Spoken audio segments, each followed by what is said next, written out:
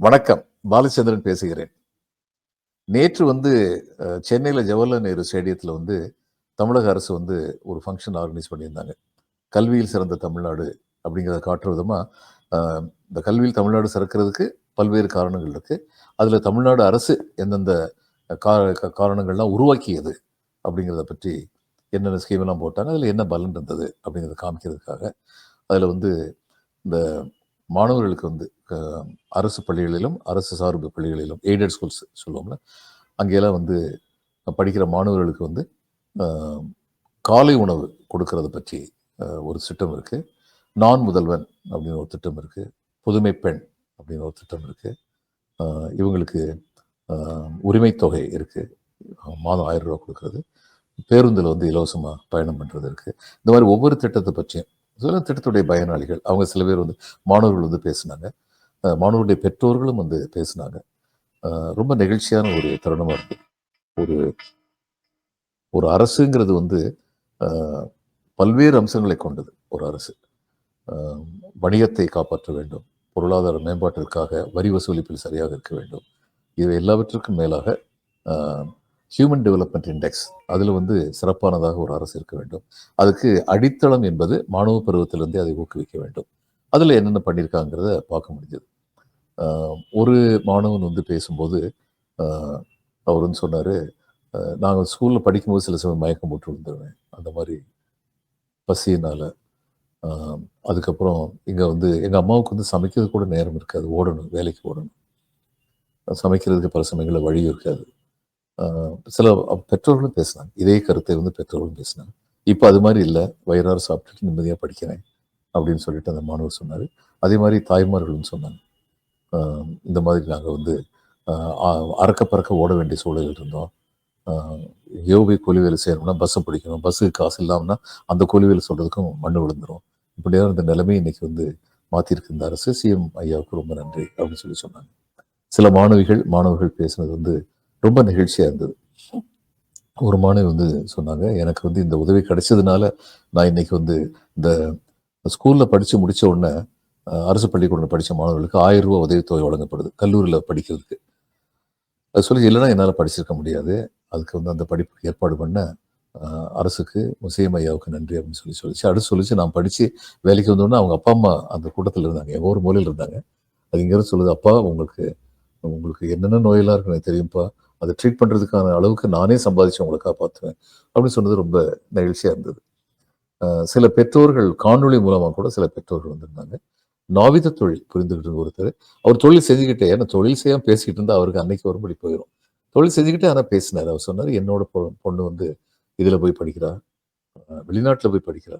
அரசு பள்ளியில படிச்ச பொண்ணு. இதெல்லாம் கற்பனை பண்ணி பார்க்க முடியுமா? எங்க நிலைமைக்கு? அ இதுக்கு நன்றி பாராட்டுறதுக்கு வார்த்தைகளே இல்ல." அப்படிங்கிற மாரி சொன்னாரு. இந்த அரசு பள்ளிக்கூடத்தில படித்த மாணவர்களுக்கு ஒரு எக்ஸ்போஷருக்காக வெளிநாட்டுக்கு அனுப்புனாங்க. ஜப்பான், தைவான் இந்த மாரி எக்ஸ்போஷருக்காக வெளிநாட்டுக்கு அனுப்புனாங்க. அதுல சில குழந்தைங்க அங்கேயே போய் இன்டர்ன்ஷிப் முடிச்சு வேலை வாங்குற அளவுக்கு, வேலை தேடுற அளவுக்கு முன்னேறிட்டாங்க. அதுல ஒரு மாணவி சொல்லுச்சு, "இந்த மாரி நான் இன்டர்மீடியேட் லெவலுக்கு அடுத்த பரீட்சை எழுதிட்டேன்னா, ஜாப்பனீஸ் லாங்குவேஜ்ல எழுதிட்டேன்னா, ஜப்பானிய மொழியில தேர்ச்சி பெற்றுருவேன். அ அடுத்து நான் அங்கேயே வேலை பார்த்துருவேன்." அப்ப அ கூட்டத்த நடத்திக்கிட்டு இருந்த பெண்மணி கேட்டாங்க, "உங்களுக்கு ஜப்பானிய மொழியில பேச தெரியுமான்னு?" சரளமா ஜப்பானிய மொழியில பேசிய அந்த பொண்ணு எல்லாரையும் அசத்திருச்சு. இப்ப இந்த இதுல நான் முதல்வன் திட்டத்துல படிச்சவங்க மாணவர்கள்ல அது என்ன அப்படின்னா, இது ரொம்ப முக்கியமான ஒரு விஷயம். அ 2025ல சிங்கப்பூர்ல அகில உலக கல்வியாளர்கள் மாநாடு நடந்தபோது, ஒரு பெரிய கவலை தெரிவிக்கப்பட்டது. அதாவது மாணவர்களுக்கு சொல்லிக் கொடுக்குற சிலபஸ் இருக்கு. நல்லா படிக்கிறாங்க. ஆனா இவங்க படிச்ச படிப்புக்கும், இன்னைக்கு இருக்கிற வேலை வாய்ப்புகளுக்கும் தொடர்பு இல்லாம இருக்கு. அப்ப அவ்வளவு படிச்சவங்களுக்கு வேலை கிடைக்க மாட்டேங்குது. அப்படிங்கிற நிலைமை இன்னைக்கு ரொம்ப பெரிய அளவுல, உலக அளவுல உருவாகிக்கிட்டு இருக்கு. இது ரொம்ப கவலை தரக்கூடிய விஷயம் அப்படின்னு சொன்னாங்க. இது சொன்னது 2025ல. ஆனா 2022லயே நம்முடைய முதல்வர் அத பத்தி யோசிச்சு, தமிழக அரசு நான் முதல்வர் திட்டம். Skill development program.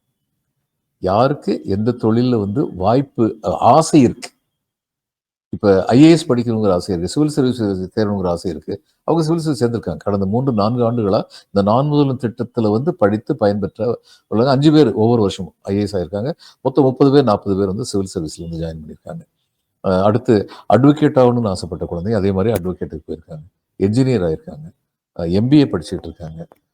இது மாதிரி ஒவ்வொரு துறை ஒரு பெரிய கூட்டமே வந்தது. இதில் பலனடைஞ்ச மாணவர்களெல்லாம் வந்து மேடையில் ஏற்றுனா மேடை கொள்ளலை, அந்த அளவுக்கு அங்கே வந்து கூட்டமாக இருந்தது. தொடர்ந்து பல பேர் வந்துக்கிட்டே இருந்தாங்க. அப்போ அத்தனை பேரையும் ஒரு தரமாவது மேடை ஏறினாலும் ஏற்கனவே மேடை ஏறினவங்களே சரி நீங்கள் போங்க, மற்றவங்க வரட்டும்னு சொல்லக்கூடிய நிலைமை வந்து அங்கே வந்து வந்தது. இந்த இந்த சமயம் ஒரு கேள்வி வரும். நான் இங்கே நம்முடைய தொடர் வந்து கிளிராஜ்னு ஒரு இணை பேராசிரியரை பற்றி பேசியிருக்கேன். கிளிராஜ் வந்து MA Tamil literature, MA English literature, அடுத்து எம்ஃபில், அதுக்கப்புறம் பிஹெச்டி பண்ணி இணை பேராசிரியராக இருக்கார் சிவகாசி அரசு கலைக்கல்லூரியில். அவருடைய மனைவி வந்து எம்ஏ தமிழ் இலக்கியம் படிச்சுட்டு பிஎட் படிச்சுட்டு ஆசிரியராக வந்து பள்ளிக்கூடத்தில் பணிபுரிகிறாங்க. 3 குழந்தைங்க, பெண் குழந்தைங்க. 2 குழந்தைங்க எம்இ பிஹெச்டி, ஒரு குழந்தை வந்து எம்இ. 3 பெண் குழந்தைங்களுமே வந்து பேராசிரியராக வந்து கோயம்புத்தூரில் இந்த மாதிரி இடங்களில் வந்து வேலை பார்க்குறாங்க. அப்போது இதெல்லாம் அவர் சொல்லும்போது எனக்கு எப்படி தெரியும்னா, மதுரை அமெரிக்கன் காலேஜுக்கு நான் போனபோது இந்த தலை நிமிர்ந்து நிற்கும் தமிழகம்ங்கிற தலைப்பில் வந்து பல்துறை சேர்ந்தவங்களை வந்து மாணவர்களை வந்து பேசணும் அப்படி அது பேசுறது மட்டும் இல்லை, 45 நிமிஷம் பேசணும், அடுத்து 1 மணி நேரம் மாணவர்களுடைய கேள்விக்கு பதில் சொல்லணும். அந்த மாதிரி நிகழ்ச்சி வந்து அமைக்கப்பட்டிருந்தது, சிறப்பாக அமைச்சிருந்தாங்க. நான் அமெரிக்கன் காலேஜில் போய் பேசினேன். இதில் வந்து retired IAS, civil service officers, engineers, doctors, அதுக்கப்புறம் தொழில் வல்லுநர்கள், அதுக்கப்புறம் வந்து மீடியா பீப்புள், இது மாதிரி எல்லாருமே ஒவ்வொரு கல்லூரிக்கும் பல பேர் இந்த மாதிரி அனுப்பி பேச வச்சுட்டு இருக்காங்க. இப்போ எனக்கு வந்து லைசன் ஆஃபீஸராக இருந்தார். அப்போ கிளிராஜ் சார்ட்ட பேசிகிட்டு இருந்தோம், ஒரு இதெல்லாம் சொன்னார் தன்னுடைய திறமை. அப்போ நான் நினச்சேன், இவர் டபுள்எம்ஏ பிஹெச்டி, ஒய்ஃபு எம்ஏ, பொண்ணுங்க 3 வந்து எம்ஏ முடிச்சு அது 2 பிஹெச்டி, ரொம்ப பெரிய படித்த குடும்பம், பெரிய பின்புலம் இருக்கணும்னு நினச்சி நான் வந்து கேட்டேன் அவர்கிட்ட. அப்பா என்ன செஞ்சாங்க சார்? நான் நினச்சேன் அவர் எங்கள் பேராசிரியர் வந்திருப்பார் அல்லது தொழில் முனைவராக இருந்திருப்பார் நினச்சேன். அப்போ அவர் வந்து சொன்னார், ரொம்ப சந்தோஷமா, கொஞ்சம் கூட கூச்சனாச்சு எதுவுமே இல்லாமல் மகிழ்ச்சியோட சொன்னார், எங்கள் அப்பா ஆடு மேய்ச்சிட்டு இருந்தாங்க சார், எங்கள் அம்மா வந்து ஃபயர் ஹவுஸில் வேலை பார்த்தாங்க, 2 பேருக்கும் படிப்பு கிடையாது. என்னை தான் பாட்டி வந்து என் பேராண்டி படிக்கணும்னு சொல்லி போய் சேர்த்து விட்டாங்க. என் பேர் குருசாமி, என் பாட்டி சின்ன பிள்ளை செல்லவும் என்னை கிளி கிளின்னு கூப்பிடுவாங்க. அதனால வாத்தியார் வந்து பையன் பேரன்னு சொல்லி கிளி அப்படின்னாங்க. அதனால கிளிராஜன் வச்சுருவாங்க, நேரம் அதுதான் என் பேரா போச்சு. இது மாதிரி நகைச்சுவை சொல்லிட்டு இருந்தார். இப்போ ஒரு கேள்வி எழலாம், கிளிராஜ் இந்த மாதிரி மேலே வந்து ஒரு ஸ்டாலினா சிஎம்மா இருந்தார், அப்போ என்ன ஸ்டாலினை பற்றி மட்டும் என்ன பிரமாதமாக பண்ணிட்டார் பேசுறதுக்கு என்ன இருக்கு? இது 100 வருஷமா நடந்துகிட்டு இருந்தது. இவங்க ஜஸ்டிஸ் பார்ட்டி காலத்திலிருந்து இந்த ஒருங்கிணைந்த வளர்ச்சிங்கிற தத்துவம் வந்து தமிழ்நாட்டில் பின்பற்றப்பட்டு கொண்டிருக்கின்றது, அதுல சந்தேகமே இல்லை. அப்போ இவர் மட்டும் எதுக்கு இந்த மாதிரி போகலன்னு சொல்லி கேட்டால், நான் ஒரு அரசு நிர்வாகத்தில் இருந்தவன், நிர்வாகத்தை பார்த்தவன், மக்களை பார்த்தவன், சமூக இயல் அதனால் தெரிஞ்சவன். எனக்கு என்ன தெரியுதுன்னா, கிளிராஜ் வந்து ஒவ்வொரு படிக்கட்டா ஏறி ஏறி வந்தது. அன்றைக்கு இருந்த சூழ்நிலை அந்த படிக்கட்டுகளை அமைத்து கொடுத்தது அரசு. ஆனால் படிக்கட்டில் ஏறி வர வேண்டிய பொறுப்பு இவருடைய பொறுப்பு அப்படின்னு சொல்லி அரசு வந்து செஞ்சது. இவர் ஏறி வந்துட்டார்.